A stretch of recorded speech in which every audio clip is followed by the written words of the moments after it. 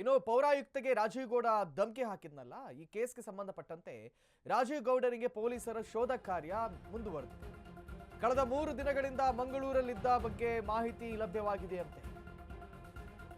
ರಾಜೀವ್ ಗೌಡ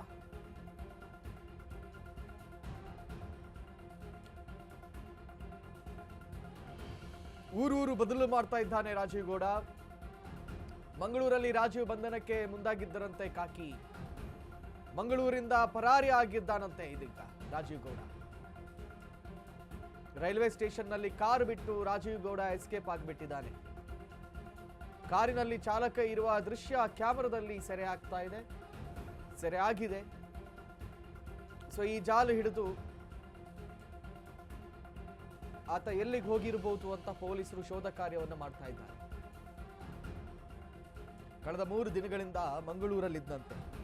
ಮನಸ್ಸು ಇಚ್ಛೆ ಹಂಗ್ ಮಾಡ್ತೀನಿ, ಹಿಂಗ್ ಮಾಡ್ತೀನಿ, ಬೆಂಕಿ ಹಚ್ಚುತ್ತೀನಿ, ಅದಚ್ಚುತ್ತೀನಿ, ಇದಚ್ಚುತ್ತೀನಿ ಅಂತಿದ್ನಲ್ಲ, ಈಗ ಹೆದ್ರು ಪುಕ್ಲಂತರ ಊರೂರು ಸುತ್ತಾ ಇದ್ದಾನೆ. ಯಾರು? ರಾಜೀವ್ ಗೌಡ.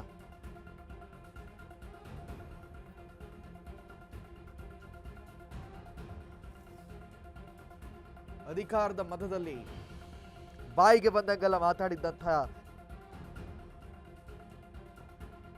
ಮಂಗಳೂರು ಹತ್ರ ಕಾರ್ ನಿಲ್ಲಿಸಿ ಅಲ್ಲಿಂದ ಎಸ್ಕೇಪ್ ಆಗಿದ್ದಾನಂತೆ. ಪೊಲೀಸರು ಇನ್ನೇನು ಹಿಡಿಬೇಕು ಅನ್ನುವ ಸಂದರ್ಭದಲ್ಲಿ ರಾಜೀವ್ ಗೌಡ ಅನ್ನುವಾತ ಎಸ್ಕೇಪ್ ಆಗಿಬಿಟ್ಟಿದ್ದಾನೆ.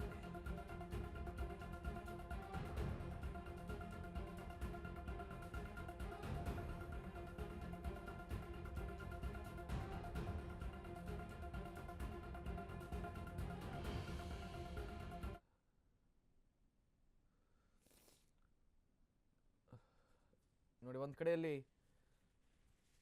ಪೌರಾಯುಕ್ತೆ ಕಣ್ಣೀರ್ ಹಾಕ್ತಾ ಇರುವಂತ ದೃಶ್ಯ, ಮತ್ತೊಂದು ಕಡೆಯಲ್ಲಿ ಈತ ಕ್ಷಮೆ ಕೇಳ್ತಾ ಇರುವಂತ. ಬಟ್ ಹಂಗಾಗ್ಲಿಲ್ಲ. ಈಗ ಅವನ ಜಾಡು ಹಿಡಿದು ಪೊಲೀಸರು ಹುಡುಕ್ತಾ ಇದ್ದಾರೆ. ದೊಡ್ಡದಾಗಿ ಆವಾಜ್ ಹಾಕಿದಂತ ರಾಜಗೌಡ ಇದೀಗ ಊರೂರು ಸುತ್ತಾ ಇದ್ದಾನೆ. ಅಬ್ಸ್ಕೆಂಡ್ ಆಗ್ಬಿಟ್ಟಿದ್ದಾನೆ. ಕಳ್ಳಂತರ ಎಲ್ಲಿ ನನ್ನನ್ನು ಪೊಲೀಸರು ಹಿಡಿತಾರೋ ಅಂತ ಒಂದು ರೀತಿ ಕಳ್ಳ ಪೊಲೀಸ್ ಆಟ ಆಗ್ಬಿಟ್ಟಿದೆ. ಇಲ್ಲಿ ಅವನು ಕಳ್ಳನೇ. ಅವನು ಹಿಂಗಲ್ಲ ಮನಸ್ಸೋ ಇಚ್ಛೆ ಒಂದೇ ಹೆಣ್ಣಿಗೆ ವಾಚಮ ಗೋಚರ ಬೈದಿದ್ದಕ್ಕಾಗಿ ಇದೀಗ ಪಡಪಾರದ ಪಾಡು ಪಡ್ತಾ ಇದ್ದಾರೆ ರಾಜೀವ್ ಗೌಡ.